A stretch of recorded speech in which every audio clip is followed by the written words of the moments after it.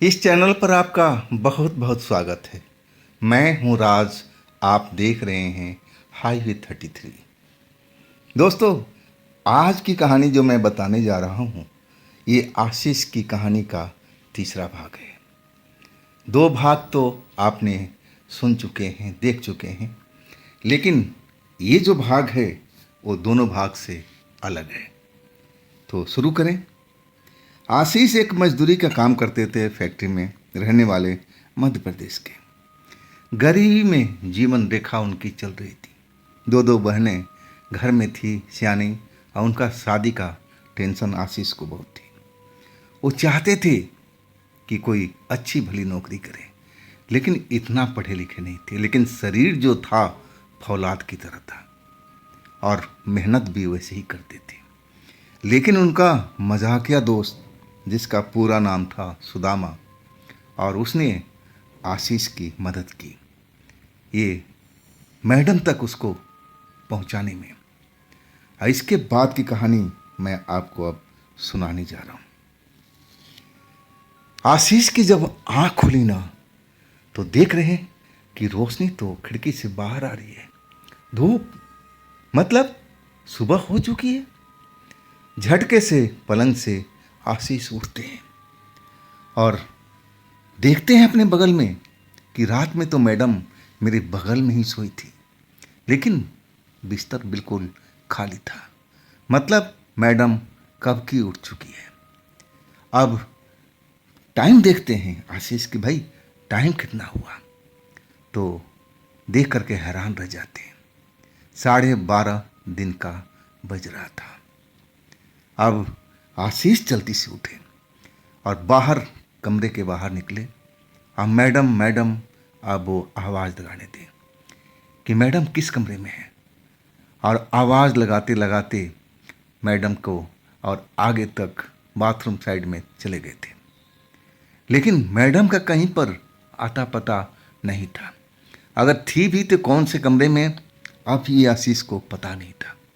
और ऐसे आशीष किसी और का कमरा खोलना नहीं चाहते थे। रात की सब बात उनको याद आने लगी थी। वो हैरान थे कि रात में मैडम को क्या हुआ था। मैडम तो मुझे घास तक नहीं डालती थी। मुझे देख करके गुस्सा हो जाती थी जब मैं उसके बारे में कुछ सोचता था। ना जाने वो मेरे दिमाग में कैसे घुस जाती थी और नाराज हो जाती थी। लेकिन रात में ये कैसे संभव हो सकता है कि वो मैडम मेरे पास में पूरी रात उसने बिताया था। अच्छी तरह से मुझे याद था। लेकिन अब 12:30 बज रहा था दिन का, और मैडम का कहीं अता पता नहीं चल रहा था। जब जोर जोर से आवाज़ लगाने लगी, तब एक कमरे का दरवाज़ा खुला। अब मैडम झांकती हुई बाहर निकली और आशीष की तरफ देखते हुए कहने लगी, उठ गए, नींद हो गई पूरी, चलो अब नहा धो के फ्रेश हो जाओ, मैं थोड़ा ज़रूरी काम कर रही हूँ। इसके बाद हम बैठक में मिलते हैं, ड्राइंग रूम में आ जाना, फिर हम वहीं पर बात करेंगे। आशीष जो भी कपड़ा पहन रखा था, अब उसी में तो फ्रेश होना था। उनके पास और कोई कपड़ा तो था नहीं, और उसी पुराने कपड़े को लेकर के अब जो पहने हुए थे जाकर फ्रेश हुए। करते क्या करते। अब इसके बाद जब वहाँ से बाहर निकले, बैठक में पहुँचे, तो मैडम वहाँ पर बैठी हुई थी और कुछ कॉपी किताब में कुछ लिख रही थी। जब मुझे मैडम ने देखा तो उसके चेहरे पर कोई भाव नहीं था। ना तो कोई शर्मिंदगी का एहसास था, ना कोई मुस्कुराहट था। बिल्कुल चेहरा सपाट पड़ा हुआ था। मैं तो देख करके सोचा था कि मुझे देख करके मैडम शर्माएगी, लेकिन यहाँ तो ऐसा कुछ भी नहीं था। वो अपने आप में मस्त थी, पता नहीं क्या डायरी और कागज़ पर लिखती जा रही थी। अब मुझे तो अब इशारा कर दिया था कि बैठ जाओ। अब मैं चुपचाप बैठ गया था। मैं मैडम का चेहरा देखते जा रहा था। चेहरा मुझे बिल्कुल ऐसा नहीं लग रहा था कि उसमें कोई और भाव हो। बिल्कुल वीरान सा लग रहा था। और कुछ देर के बाद मैडम पेन का ढक्कन लगाते हुए अब मेरी तरफ देखी, लेकिन अभी भी वो मुस्कुरा नहीं रही थी। बिल्कुल चेहरा सपाट पड़ा हुआ था। और कहने लगी, आशीष आप बताओ, क्या मेरे साथ काम करोगे, मेरे साथ जुड़ोगे? मैं अब मैडम की तरफ देख रहा था और बिना सोचे समझे मैं हाँ भर लिया कि जी मैडम, मैं आपके पास ही रहूँगा, आपके साथ रहूँगा। जो आप काम देंगी मैं उस काम को करने के लिए तैयार हूँ।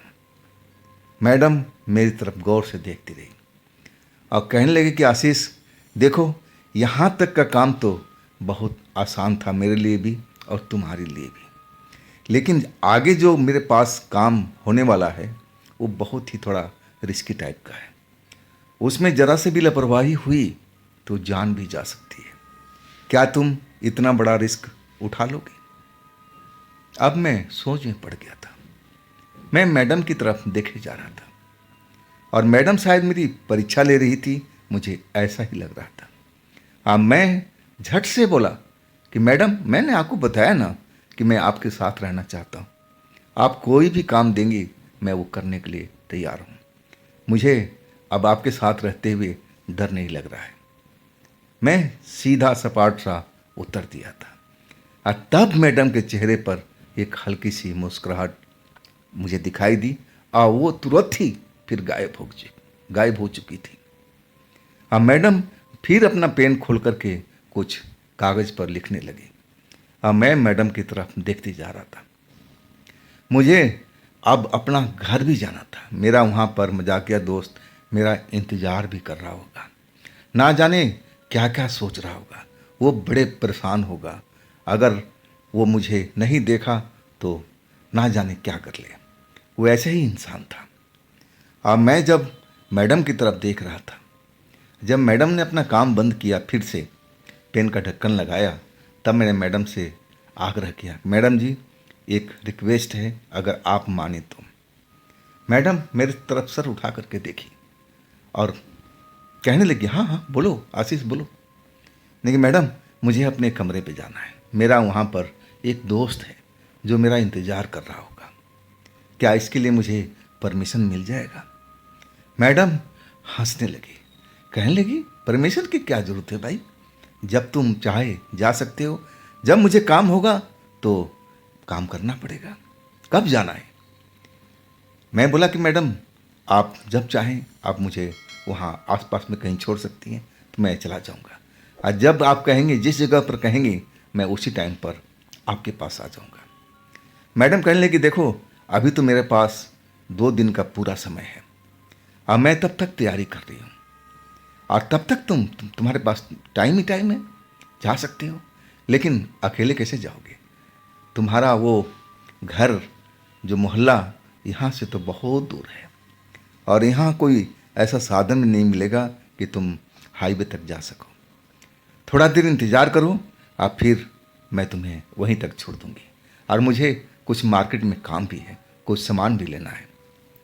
और इसके बाद मैडम फिर दूसरे काम में लग चुकी थी और वही हुआ। मैडम अब मुझे कार में बिठा रखी थी और हम लोग हाईवे पर चल रहे थे।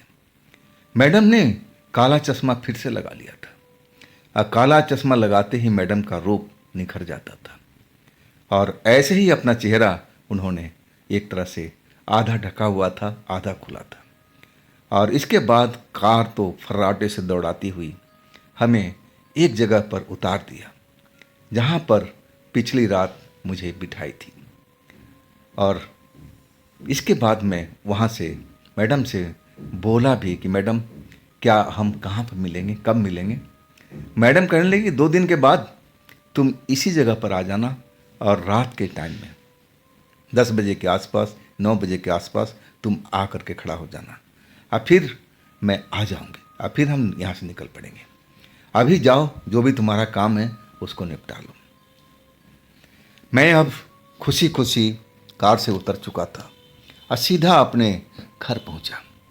वहाँ पर वाकई मेरा जो मजाकिया दोस्त था ना, एकदम मेरा इंतज़ार कर रहा था। जब उसने मेरे को देखा ना तो दौड़ के आकर के मेरे गले लग गया और रोने भी लगा। अरे दोस्त, मैं तो ना जाने क्या क्या दिमाग में आ रहा था, कहीं तुम अब मेरे को छोड़ के तो नहीं चले गए। मैं हंसते हुए कहने लगा, अरे पगले, मैं तुझे कैसे छोड़ के जा सकता हूँ? अभी हम लोग को लंबा जीना है और तू भी मेरे साथ ही रहेगा। चिंता मत कर, मैं आ गया हूँ ना। इसके बाद हम लोग पूरे 2 दिन तक अपने भविष्य के ताने बाने बुनते रहे। और लेकिन जो भी हिदायत उस मैडम ने दिया था कि ऐसी कोई बात किसी से कहना नहीं, तो बस हम वो खामोश रहते थे। मेरा मजाकिया दोस्त सुदामा पूछता रहता था कि मैडम, ये तेरे को रात दिन तेरे को अपने पास में रखी थी। मैंने बोला हाँ भाई, मैं वहीं पर था उनके साथ में, अब फिर मैं जाने वाला हूँ। अब जब मैं ये बात बोला ना, तो उसके चेहरे पर उदासी आ गई थी। अब मैं कहने लगा भैया हमेशा थोड़ी जा रहा हूँ, अरे मैडम का कुछ काम है, एक तरह से समझ ले कि मैडम के पास मैं नौकरी कर रहा हूँ, अब तो खुश है ना। और इसके बाद हम वो रात आ चुकी थी। सुदामा पैसों को संभाल कर रखे हुए था। मैं उसको बोला कि देख सुदामा, जो भी खर्चा तुम्हें लगता है तो उतना पैसा निकाल करके अपने ऊपर खर्च भी कर सकता है, और पैसा तो हमें और भी मिलेगा, इससे ज़्यादा मिलेगा, लेकिन वक्त लगेगा, अभी हमें और इंतज़ार करना पड़ेगा। इसके बाद मैं उस जगह पर खड़ा हो चुका था, वही वक्त था, और मैडम की इंतज़ार करने लगा। मैं सुदामा को तो घर भेज दिया था, सुदामा तुम निकल जाओ, कहीं तुम्हें देख करके मैडम गुस्सा ना हो जाए। इसके बाद घंटा भर इंतज़ार करने के बाद मैडम लौटी थी, और आते ही कार का दरवाज़ा खोल दिया आगे वाला सीट का।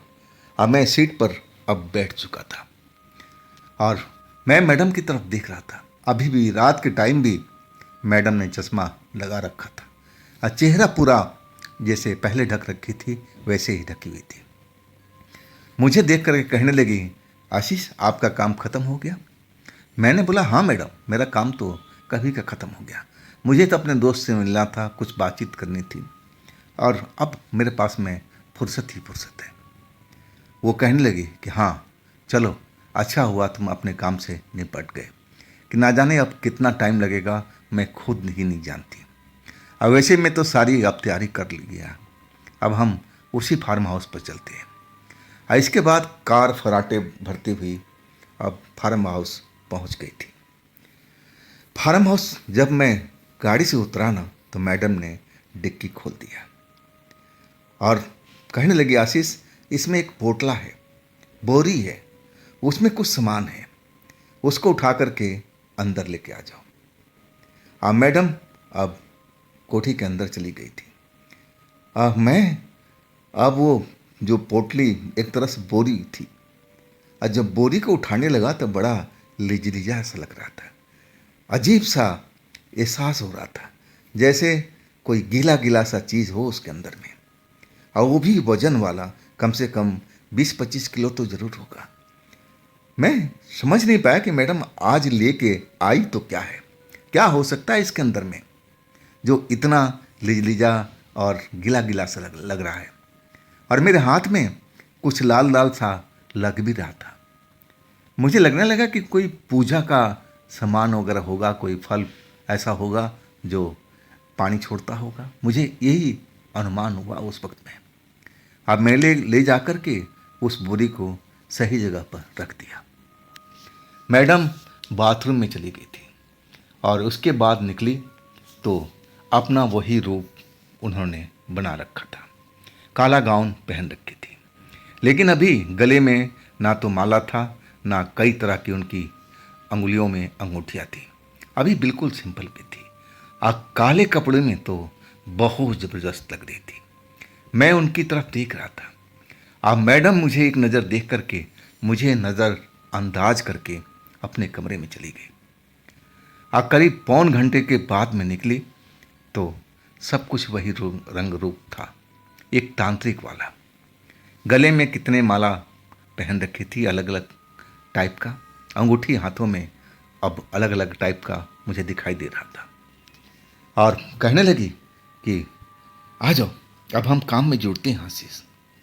आज हमें ये समझ लो कि ये काम का मेरा आज पहला दिन है। अगर मैं इसमें सक्सेस हो गई तो समझ लो कि मैं एक हीरा को पालूंगी। तो अब देखते हैं अपनी तकदीर भाग को क्या मिलता है। हम अभी जान नहीं पाएंगे कि हमारे पास जो कुछ भी आएगा वो वास्तव में हीरा है या कुछ और है। वो तो आने के बाद ही पता चलेगा। हम तो आज बस कोशिश करेंगे कि कोई सही चीज़ हमारे पास में आ जाए। इसके बाद पूजा का सब कुछ वहाँ पर प्रबंध अब हो चुका था। दीपक वगैरह जो भी जलना था जल चुका था। और मैं जो जो मैडम कह रही थी कि ये सामान यहाँ रखो और ये चीज़ यहाँ रखो, मैं वो करते जा रहा था। और लास्ट में कहें कि आशीष वो जो बोरी थी वो कहाँ रखे, उसको भी लेके आओ।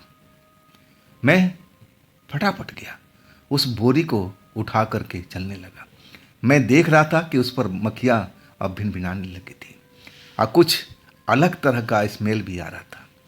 मुझे मालूम नहीं चला कि आखिर इसके अंदर क्या है, लेकिन हाथ में लाल रंग का जब कुछ चीज़ लगने लगा तो मुझे थोड़ा डाउट ज़रूर हुआ। मुझे लगा कि इस बोरी में कहीं मांस तो नहीं है, क्योंकि मांस की तरह ही ये पूरा का पूरा बोरी लग रहा था जो भरा हुआ था। वजन 20-25 किलो से कम नहीं होगा।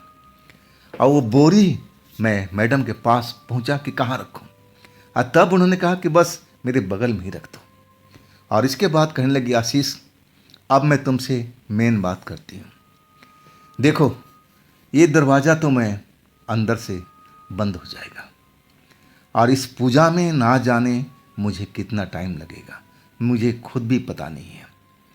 और देखो जब तक मैं ना कहूँ तब तक तुम इस रूम में नहीं आओगे।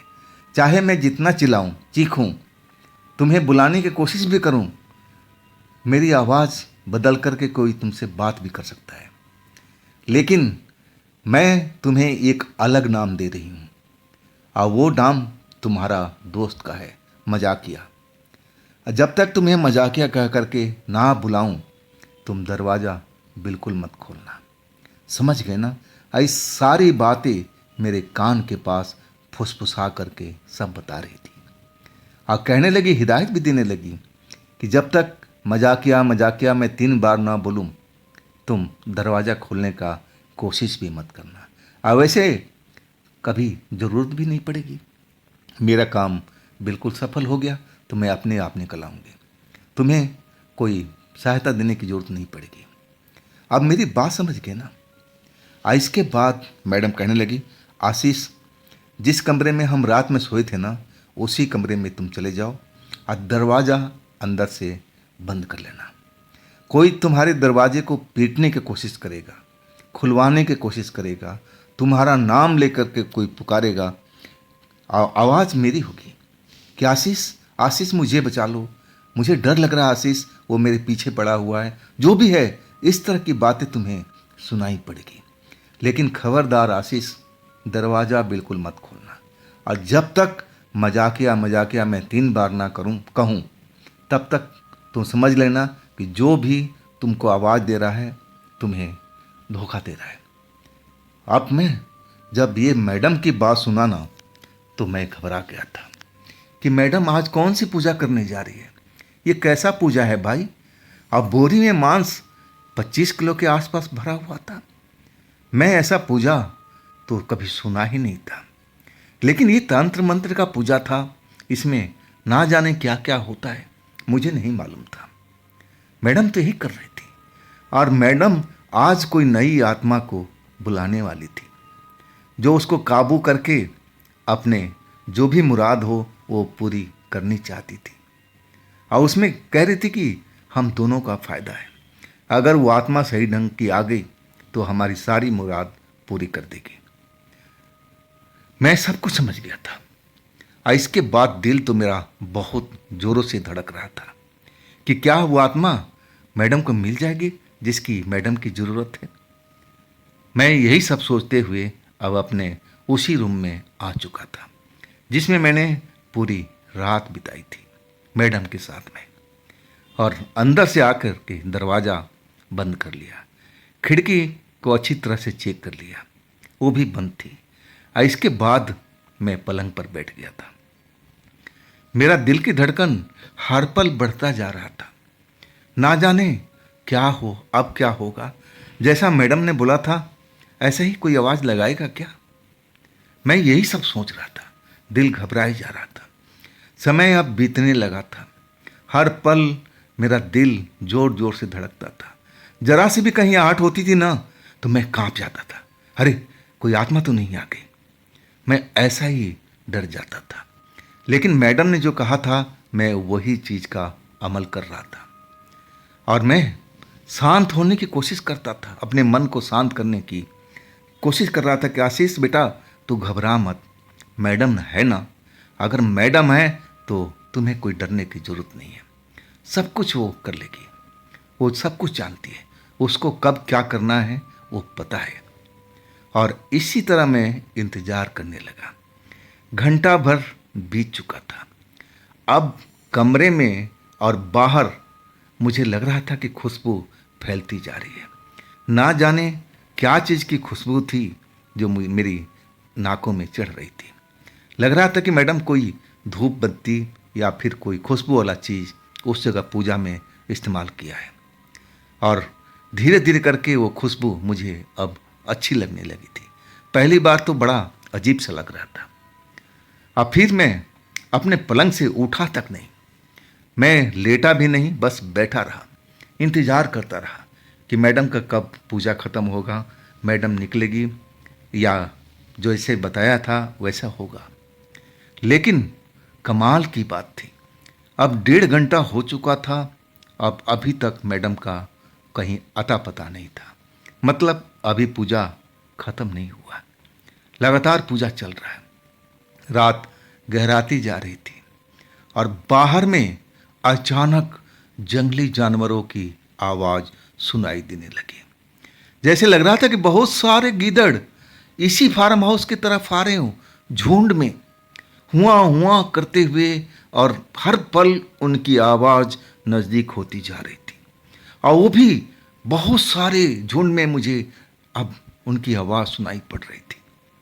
अब मेरा तो दिल तेजी से धड़कने लगा कि हे भगवान, अब क्या होगा? ये जंगली जानवर इस फार्म हाउस की तरफ क्यों आ रहे हैं? क्या बात है? अब क्या होगा? अब क्या होगा? डर का माहौल वहाँ बन चुका था। मैडम का अभी कोई अता पता नहीं था कि कब तक उनका पूजा चलेगा और उसके बाद होगा क्या। क्या वो सफलता पाएंगी या नहीं, अभी कोई पक्की बात नहीं थी। जानवरों की आवाज़ आकर के अब पूरा जैसे लगा कि फार्म हाउस को उन्होंने गोल घेराई में घेर लिया हो। और कभी दूसरी साइड से आवाज़, कभी दूसरी साइड से आवाज़। आवाज़ लगातार बढ़ती जा रही थी और अचानक लगा कि जैसे वहाँ पर आंधी तूफान बाहर में चलने लगा हो। जोर जोर से हवा की आवाज़ सुनाई पड़ने लगी। मुझे एहसास हो गया कि मौसम बिगड़ चुका है। ज़रूर भयंकर आंधी बाहर में चल रही है। और मैं तो कमरे के अंदर हूँ। खिड़की, दरवाज़ा सब कुछ बंद है। हमारे कमरे में हवा का प्रवेश नहीं था। मुझे अब इतना पता चल रहा था कि मैडम अभी भी पूजा घर में ही है, अभी उनका पूजा ख़त्म नहीं हुआ। लेकिन तभी दरवाजे पर धड़ाम धड़ाम सा दस्तक सुनाई देने लगा। मैं समझ नहीं पाया कि अचानक दरवाज़ा कौन पीट रहा है। ना तो कुछ बोल रहा है, बस धड़ाधड़ धड़ाधड़ धड़ाधड़ आवाज़ दरवाजे से आ रही है। और मैं एकदम आवाज़ सुन करके डर गया था। मैं पलंग से उठ करके खड़ा हो गया था कि कहीं आत्मा तो नहीं आ गई है, जैसा मैडम ने बताया था। आवाज़ कोई बस दरवाजे पर दस्तक आ रही थी, ठकाठक ऐसा, लेकिन कोई आवाज़ नहीं, कोई शोरगुल नहीं, जैसे कोई खड़ा हो दरवाजे को पीट रहा हो। अब मेरी हिम्मत नहीं हो रही थी कि मैं पूछूं कि भाई कौन है दरवाजे पर, क्या काम है। मेरी हिम्मत जवाब दे चुकी थी। और वैसे ही दस्तक काफ़ी देर तक चलता रहा, काफ़ी देर तक। अब फिर कुछ देर के बाद खामोशी छा गई थी। लेकिन बाहर जो आंधी का शोर था ना, अभी भी चल रहा था और उसमें जानवरों की आवाज़ अभी भी सुनाई दे रही थी। बड़ा भयानक मंजर था उस रात का। अब फिर कोई दौड़ते हुए कदमों का गलियारे में आवाज सुनाई पड़ने लगी। और वो आवाज ऐसा लग रहा था कि कोई लड़की दौड़ रही है। वो हल्की आवाज थी। मुझे लगा कि मैडम आपका शायद पूजा का काम खत्म हो गया हो और वही अब आ रही हो, चाहे उनको सफलता मिल गया हो। और दरवाजे पर आकर के फिर मेरा नाम लेकर के पुकारने लगी, आशीष आशीष, काम खत्म हो गया है, आ जाओ बाहर, हम ड्राइंग रूम में अब मिलते हैं। और मैं सही में पलंग से उठ गया था। आवाज हमारी मैडम की ही थी। मैं एकदम पहचान गया था। आवाज में कोई मिलावट नहीं थी। ऐसा नहीं लग रहा था कि कोई नकली आवाज है, कोई आवाज बदल के बात कर रहा हो, ऐसा कुछ भी महसूस नहीं हो रहा था। बिल्कुल डिट्टो मैडम की आवाज थी और कह रही थी, आशीष काम खत्म हो गया, आ जाओ बाहर, मैं तुम्हारा इंतजार कर रही हूं। और तभी मैं उतरने लगा था और अचानक जैसे ही जमीन पर पैर रखा और तब मुझे मैडम की वो चेतावनी याद आ गई। अब जो मेरे कान में फुसफुसा के बोला था कि आशीष, मैं तुम्हें 3 बार मजाकिया मजाकिया मजाकिया कह करके पुकारूंगी और तब समझना कि मैं हूं और तब जाकर के दरवाज़ा खोलना, नहीं तो तुम्हारे साथ कुछ भी हो सकता है। और वही मैं ध्यान करके सिहर चुका था। डर के मारे मेरे रोंगटे खड़े हो गए थे। मैं वापस पलंग पर और फिर दरवाजे पर वही आवाज़ सुनाई पड़ने लगी, आशीष आशीष, दरवाज़ा खोलो, मैं अंदर आ रही हूँ, दरवाज़ा खोलो। लेकिन मैं तो कोई आवाज़ तक नहीं दिया। बिल्कुल शांत था, लेकिन दिल की धड़कन बहुत तेज बढ़ी हुई थी। डर मुझे घेर रखा था और अचानक जो आवाज़ थी मैडम की तरह लग रही थी और धीरे धीरे आवाज़ बदलने लगी। बदलते बदलते ऐसे लगने लगा कि फटा बांस से आवाज़ निकल रही हो। बिल्कुल बेसुरी और फटी हुई आवाज़ थी। अब फिर वही आवाज़ मेरा नाम लेकर के पुकारने लगा। अब वो लेडीज से जेंट्स बन चुका था और कहने लगा कि आशीष, मैं तुम्हें छोड़ूंगा नहीं, तुम दरवाज़ा खोल दो और इसी में तुम्हारा भलाई है, नहीं तो तुम्हें भी और तुम्हारी मैडम को मैं मार डालूंगा। और तुम्हारी मैडम तो मरने के कगार पर है, आखिरी सांस ले रही है। अगर मिलना है तो आकर के जल्दी से मिल लो और मैं तुम्हें छोड़ दूंगा। ऐसी ऐसी बातें बोल रहा था। अब मुझे विश्वास भी हो चुका था कि उसने कहीं मैडम के साथ ऐसा किया तो नहीं। मैं पसीने पसीने नहा गया था। मन ही मन ईश्वर से प्रार्थना कर रहा था कि हे भगवान, मैडम की जान बख्श देना। मैडम को जैसा ये बता रहा है शैतान, ऐसा कभी ना हो। अब फिर वो आवाज़ थमती चली गई, थमती चली गई। बाहर की आंधी तूफान, जो तेज तेज हवा चल रहा था, जानवरों की, गीदड़ों की आवाज़ जो सुनाई पड़ रही थी, वो भी धीरे धीरे एकदम ठंडी होती चली गई। अब कुछ देर के बाद में उस जगह पर गहरा सन्नाटा पसर चुका था। अब बिल्कुल ऐसी कोई आवाज़ नहीं, बिल्कुल हमारे कमरे में तो बिल्कुल शांति शांति सा हो चुका था। लेकिन सबसे अशांत तो मैं था। इतना अशांत था कि बस पसीना मेरे शरीर से टपकता जा रहा था। दिल लग रहा था कि उछल करके बाहर निकल आएगा। मुझे अपनी चिंता नहीं, मैडम की चिंता सता रही थी। जो शैतान आकर के दरवाजे पर दस्तक दे करके अब बोल गया है कि तुम्हारी मैडम तो आखिरी सांसें ले रही है, अगर मिलना है तो आकर के मिल लो, मैं तुम्हें छोड़ दूंगा। लेकिन मुझे लगने लगा कि ये झूठ बोल रहा है, ऐसा नहीं हो सकता। मेरी मैडम मर नहीं सकती, वो जिंदा होगी। ये जरूर शैतान का कोई जाल होगा, जैसा मैडम ने बताया था। और वैसे ही मैं इंतजार करने लगा। सुबह होने में कुछ ही देर लग रहा था कि बाकी है। और इसके बाद फिर गलियारे में पदचाप सुनाई देने लगे और वो पदचाप आकर के मेरे दरवाजे पर रुकी। अब फिर बड़े धीमे आवाज में मुझे वो आवाज़ सुनाई पड़ गई जिस आवाज़ के लिए मेरे कान तरस रहे थे। वो आवाज़ मेरी मैडम की थी। वो मजाकिया मजाकिया मजाकिया, दरवाज़ा खोलो। मैं समझ गया मेरा मैडम ही है।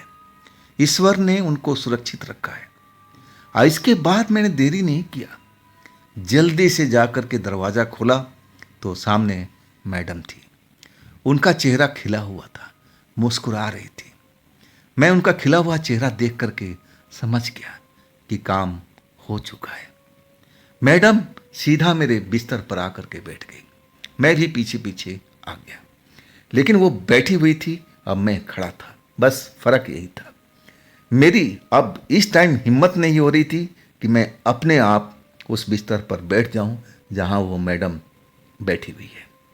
एक अजीब सा अलग सा एहसास हो रहा था कि ये जब कहेगी तभी मैं बैठूंगा।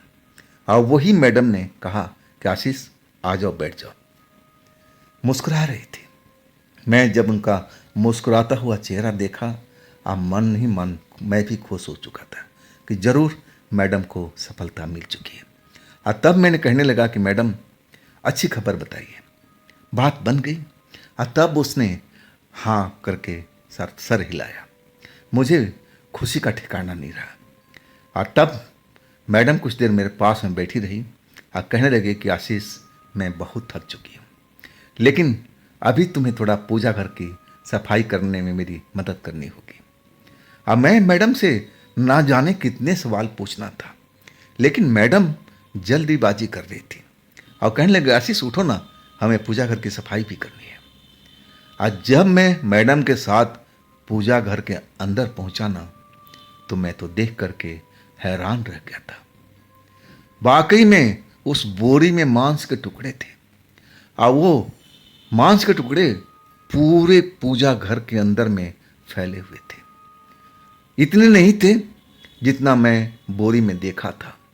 20-25 किलो जरूर वजन होगा, लेकिन अब गिनती के कुछ ही टुकड़े वहां पर पड़े हुए थे, इधर उधर फैले हुए थे। इसका क्या मतलब?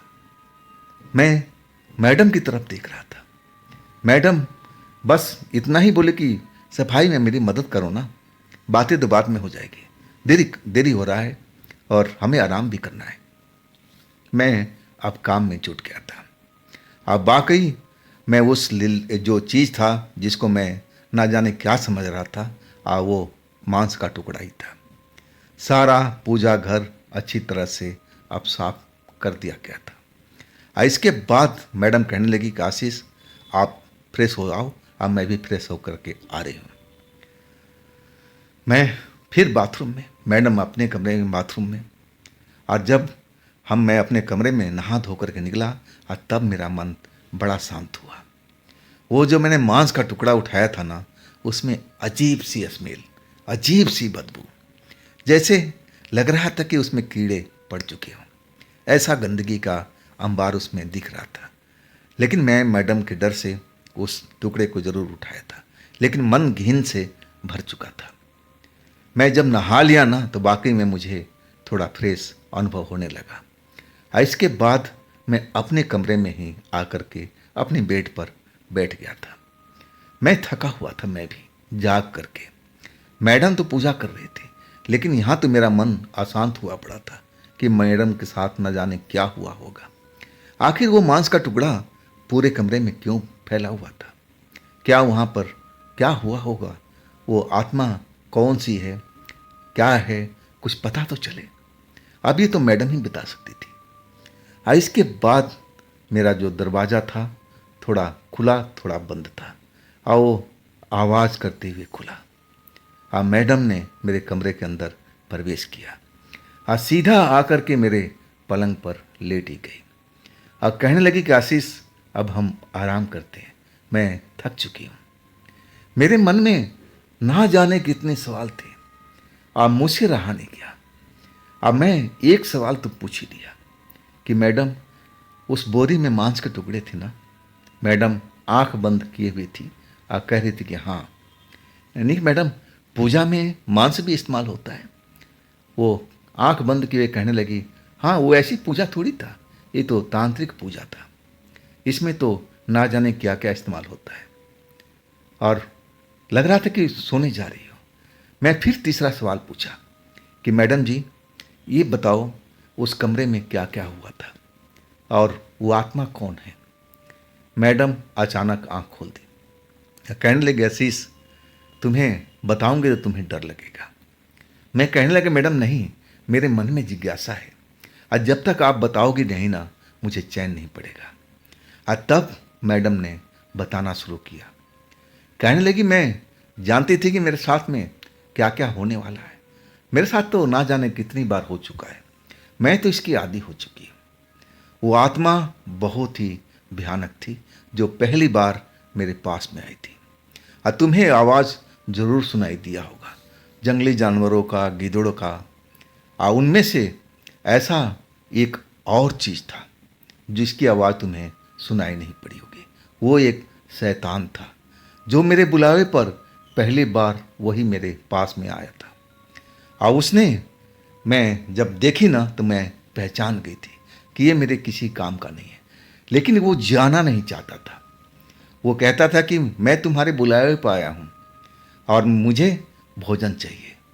अब मैं उसके लिए पहले से तैयार थी। मैं जानती थी कि जब मैं किसी आत्मा को बुलाऊंगी और वो ऐसे वापस जाएगा नहीं, उसके लिए खुराक जरूर चाहिए। अब मेरे पास हर आत्माओं के लिए ऐसी खुराक थी। मेरे पास मिठाई भी था, फल भी था, दारू भी था और मांस भी था। जो जैसे ही आत्मा आएगी, अगर मेरी मनपसंद की नहीं, मैं उसको वापस भेजना है। लेकिन वो ऐसे खाली हाथ नहीं जाती। वो कुछ न कुछ उसको ज़रूर चाहिए। और वही आत्मा जो शैतान की पहली बार आई थी, उसको मैंने कुछ मीट के टुकड़े दिए थे। और तब वो आत्मा बहुत भूखी थी और उसने दोबारा मांग किया कि अभी मेरा पेट नहीं भरा है। मैं जानती थी कि ऐसा ही होगा और इसलिए मैंने 25 किलो के आसपास मांस लेके आई थी, जिसमें से 5 किलो मांस तो वो शैतान ही खा चुका था।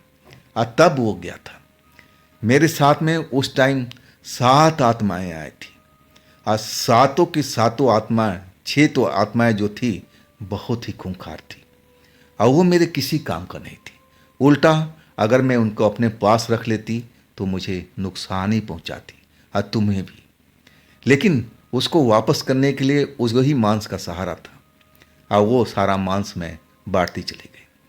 7वीं बार में मेरी मतलब की आत्मा लड़की आ चुकी थी और वो अब मेरे काबू में है, मेरे पास में है। अब मैं उसके साथ में एक और साधना करना है और इसके बाद में मैं जो कहूँगी वो आत्मा करने के लिए तैयार होगी।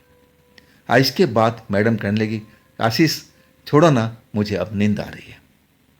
मैं मैडम के बगल में था, लेटा हुआ था और मैडम का जुल्फ को देख रहा था। मुझे डर भी लग रहा था इस बार मैडम से कि मैडम ना जाने क्या क्या जानती है। कैसे कैसे आत्मा को उसने बुलाया और सबको भगा भी दिया, उल्टा पैर भाग भी गए खा पी करके। मेरे से तो ये ऐसा नहीं हो पाएगा, मेरा तो देख करके दम ही निकल जाएगा। तो मैडम जिगर के कितनी पक्की है, कितनी इसमें हिम्मत है। मैं देख रहा था मैडम की आंखें बंद हो चुकी थी और मैडम का अब थोड़ा बहुत खराटे भी निकलने लगा था। मुझे अब लगने लगा कि अब मैडम को जगाना, छेड़ना उचित नहीं है। और इसके बाद मैं भी अब आराम के मोड में आ चुका था क्योंकि मैं रात भर जागा हुआ था।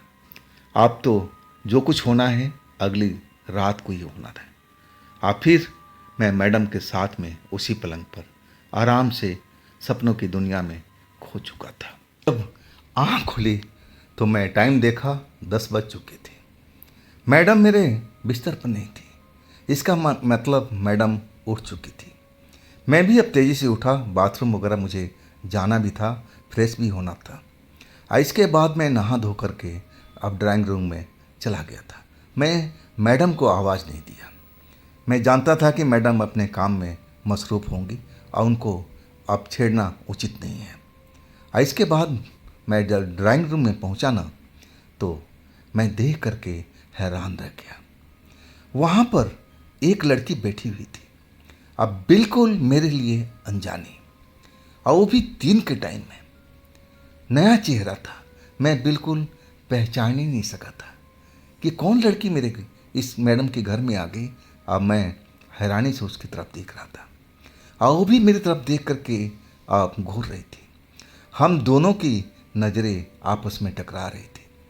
चेहरा बहुत ही खूबसूरत था और वो लगातार मुझे घूरती जा रही थी। ना तो उसके चेहरे पर कोई मुस्कुराहट, ना कोई घबराहट, ना कोई शर्म हया। एक अनजान पुरुष को इस तरह देख रही थी जिसे कच्चा ही चबा जाएगी। और तभी एक आवाज़ पदचाप मुझे सुनाई देने लगा गलियारे से। मुझे लगा कि मैडम ही है। अब मैडम ही निकली। आज जैसे ही मैडम उस ड्राइंग रूम में पहुंची, मैं मैडम की तरफ देखने लगा और मैं मैडम से पूछना चाहता था कि ये अनजानी लड़की कौन है। और जैसे ही मैं सोफे की तरफ देख रहा हूँ, वो लड़की अपनी जगह है ही नहीं। अरे भाई, अभी तो ही सोफे पर बैठी थी, अब कहाँ गई? मैं हैरान परेशान। मैडम शायद मेरी मन की बातें समझ गई थी और वो मुस्कुराती हुई कहने लगी, आशीष घबराओ मत, घबराओ मत। ये वही आत्मा लड़की है जिसको मैं अब बुलाई हूँ। इसके साथ मुझे रात को भी कुछ काम करना है और तुम डरो मत, ये तुम्हें कोई नुकसान नहीं पहुँचाएगी। ये कोई खतरनाक आत्मा नहीं है और तुम शांत से रहो। मैं कुछ समझ नहीं पाया था। आत्माएं और भी दिन के टाइम में कैसा संभव हो सकता है? मैं पूछ ही बैठा कि मैडम, ये आत्मा अभी मुझे नज़र आ रही थी और अभी गायब हो गई। वो कहने लगी, वो तो वहीं पर बैठी हुई है, तुम्हारी नज़र का धोखा है। वो जब तुम्हें दिखना चाहे दिख सकती है, उसकी मर्जी के ऊपर है। अभी भी उसी जगह पर बैठी हुई जहाँ पर तुम पहले देखे थे। और फिर उन्होंने आवाज़ दिया, अगले पल वो फिर मुझे दिखाई देने लगी। वैसे ही चेहरा, बिल्कुल सपाट, बिल्कुल चेहरे पर कोई रौनक नहीं, जैसे मेरी तरफ घूरती हुई पहले रही थी वैसे ही अभी भी घूर रही थी। अब फिर मैडम ने उसका हाथ पकड़ा और कहने लगी, आओ मेरे साथ में। अब फिर दोनों के दोनों उस जगह से जाने लगे। सही मायने में उस लड़की को देख करके मुझे बहुत ही घबराहट होने लगी। उसकी मुझे आंखें जो थी बहुत ही अजीब लग रही थी और वो मुझे इतना क्यों घूर रही थी? उसके मन में क्या चल रहा है? कहीं मुझे खाने को चक्कर में तो नहीं थी? मेरा खून तो नहीं पिएगी? सही मायने में ये सब सोच करके मैं सिहर चुका था और एक पल ऐसा लगा मेरे मन में शंका उत्पन्न हो गई, कहीं मैडम मुझे चारा तो नहीं बना रही है? लेकिन अगले पल मैं अपना मन से वो बात झटक दिया। अरे नहीं नहीं, मैडम मेरे साथ में ऐसा कभी नहीं करेगी। मुझे उन पर विश्वास है, अब विश्वास होना भी चाहिए। और उसके बाद उस ड्राइंग रूम में मैं अकेले ही ना जाने कब तक बैठा हुआ और मैं वही सब कुछ सोच रहा था। दिमाग में तरह तरह की बातें आ रही थी और उन बातों को मैं भूलने की कोशिश करता था कि छोड़ो, रहने दो, ऐसा नहीं हो सकता। अब फिर मैडम मुझे आवाज़ लगाने लगी, आशीष आशीष। तब मैं सोफे से उठा और फिर मैडम के कमरे की तरफ चल पड़ा था। जब मैडम के कमरे में पहुंचा ना, तो वहाँ पर मैडम अकेली थी, वो लड़की थी ही नहीं। मैं घूम घूम के हर तरफ देखने लगा, लेकिन लड़की कहीं नहीं दिखाई दी। मैडम मेरी ऐसा देख करके मुस्कुराने लगी, कहने लगी, क्या आशीष, तुम्हें वो लड़की पसंद आ गई क्या? मैं घबरा करके, नहीं मैडम, मैं तो देखा था कि आप उसका हाथ पकड़ करके आई थी, तो फिर वो कहाँ गई? वो कहने लगी, यहीं तो बैठी हुई, देखो उस चेयर पर। मैं देख रहा था और तभी वो चेयर हिलने लगा। वाकई में मेरा दिल घबराने लगा था। ऐसे ऐसे मेरे साथ में जो किस्से हो रहे थे और अगले पल वही लड़की कुर्सी पे जिसे झूल रही हो।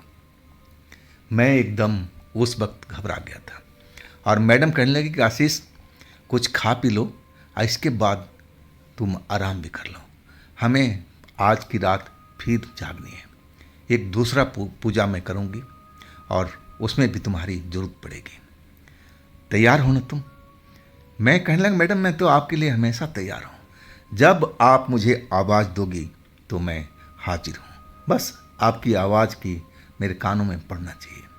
मैडम मुस्कुरा दिया और कहने लगी, आशीष अब जाओ किचन में, फ्रिज में देखो खाना रखा हुआ है, खाना जो चाहिए तुम निकाल के खा सकते हो। आप तुम अपने कमरे में जा कर के आराम करो, मैं इसी कमरे में रहूँगी, इसी लड़की के साथ में।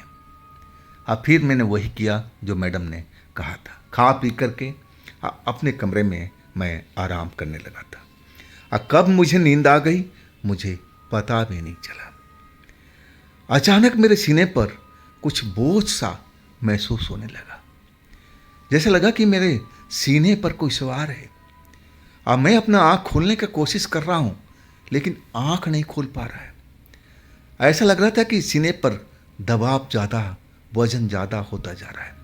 अगर ऐसा ही होता जाएगा तो मेरा तो दम निकल जाएगा। मेरा दम घुटने लगा था।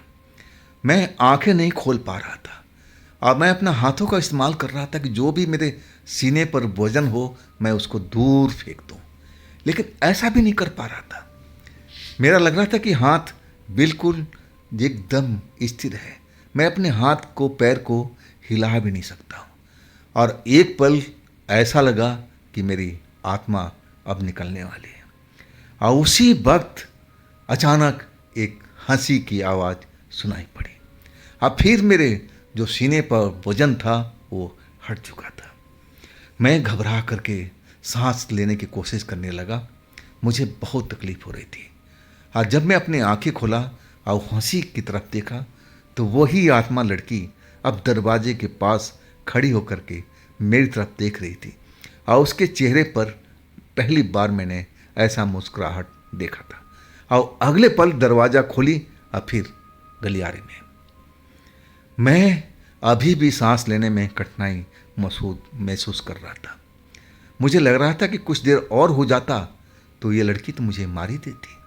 मैं भी इसी जगह पर आत्मा बनकर इधर उधर भटकने लगता, मैडम के काम में आ जाता। मन एकदम घबरा चुका था। मेरा जब सांस सही ढंग से चलने लगा और तब मैं अपना पलंग से उठा और सीधा गलियारे से पार करते हुए मैडम के कमरे में। मैडम अभी भी आराम कर रही थी और जैसे ही मेरा आहट सुना आंखें खोल दिया। जगी हुई थी, शायद वो मन में कोई सोच विचार कर रही थी। और मुझे देख के कहने लगी, हाँ आशीष, क्या कुछ बात कहनी है क्या? मैं जो भी बात था उस आत्मा लड़की का मैं बताने लगा कि मैडम इसने तो मुझे मार ही दिया था। मेरे सीने पर जाके कब सवार हो गई मुझे पता ही नहीं चला और हर पल इसका वजन बढ़ता जा रहा था। मैडम अब इधर उधर देखने लगे। अब फिर कुछ विचित्र आवाज़ में वो किसी को जैसे बुलाई हो। अब फिर कुछ ही देर के बाद कमरे के बाहर से वो आवाज़ सुनाई पड़ने लगी। वो लड़की कमरे के अंदर प्रवेश किया और मुझे दिखाई भी पड़ी। अब मैडम उसको डांटने लगी थी कि देखो तुम ऐसा हरकत कभी मत करो इनके साथ में, तुम तो इनको मारने वाली थी जैसा ये बता रहे हैं। वो लड़की बस मैडम की तरफ देखती जा रही थी, जैसे वो जैसे जीतती जागती ना हो मशीन हो, बस आदेश का पालन कर रही थी और सब कुछ मैडम जैसे बोल रही थी सुनती जा रही थी, जैसे वो मशीनी गुड़िया हो। और इसके बाद मैडम ने बोला कि जाओ तुम ड्राइंग रूम जा कर के बैठो। और इसके बाद वही किया उसने, मुड़ करके दरवाजे से होती हुई चली गई। और फिर मैडम मेरे पास आकर के कहने लगी, पलंग से उठ गई थी कि आशीष देखो डरो मत, ये तुम्हें मारना नहीं चाहती थी लेकिन तुम इसके हरकत से डर गए ज़रूर। मैंने कसम खा के मैडम से बोला, मैडम मेरी सांस अभी भी सही ढंग से नहीं चल रही है जैसा इसने मेरे साथ किया था। और तब मैडम कहने लगी, मैं इसको समझा दूंगी कि आइंदा तुम्हारे पास ना जाए। अब तुम जाओ फिर आराम करो, जब तुम्हें ज़रूरत होगा मैं बुला लूँगी। और इसके बाद मैं डरते हुए अपने कमरे में आ चुका था, क्योंकि आज भी एक विशेष पूजा होना था और जिसमें मुझे मैडम ने कहा था कि उसमें तुम्हारी भी भागीदारी होगी। तो ये कैसा पूजा होगा? क्या ये लड़की आत्मा मैडम को जो भी कहना है वो मानने लगेगी? लेकिन मुझे लग रहा था कि जैसे मैडम ने अब सवाल जवाब कर रही थी, सब आदेश को मान रही थी। तो दोस्तों, ये थी आज की कहानी आशीष जी की। ये कहानी आपको कैसी लगी आप मुझे ज़रूर बताइएगा कमेंट में। और इसका अगला पार्ट मैं कल लेके आऊँगा। थोड़ा सा इंतज़ार तो आपको ज़रूर करना पड़ेगा। और दोस्तों, ये भी चैनल आप ही का है, तो इसको भी अपना भरपूर प्यार दीजिए ना, और इस चैनल को लाइक कीजिए, सब्सक्राइब कीजिए, शेयर कीजिए। और फिर हम मिलते हैं अगले रोज़ इसी घटना में, आशीष की कहानी में ही। आप लोग अपना ख्याल रखिएगा। नमस्कार।